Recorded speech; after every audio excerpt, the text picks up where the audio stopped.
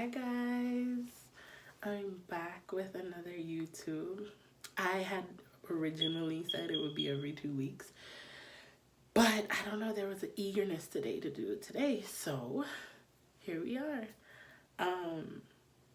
One of the biggest topics that God placed on my heart in this season that I was learning and that He wanted me to share with others was, in a world that is constantly telling us to do everything in private, grind hard in private, don't speak, your moves, just keep moves in silence, everything like that. It's very hard to go public.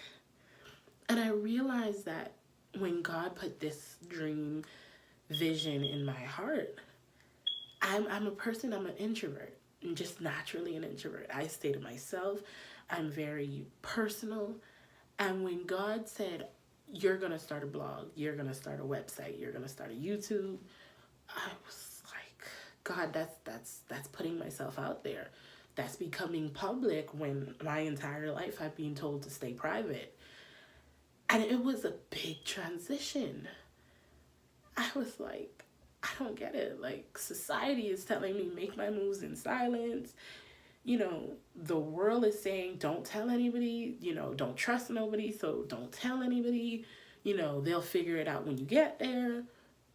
But God is saying put everything out there. Just start, blogging, blog your testimonies, blog things that you're in the season of learning, everything like that. And it literally sent chills up my spine until I realized our testimonies aren't meant to be private.